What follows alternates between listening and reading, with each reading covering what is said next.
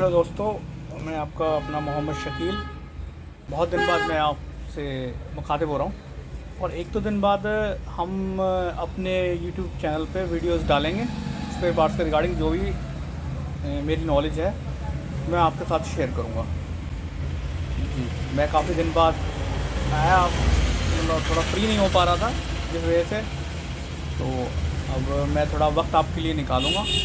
तो आप सपोर्ट कीजिएगा, मैं वीडियो बनाऊंगा जैसे जैसे जो जो आपको रिक्वायरमेंट हो आप वो कमेंट में बताते रहिएगा और उसी रिक्वायरमेंट के हिसाब से हम लोग वीडियोस अपलोड करते रहेंगे।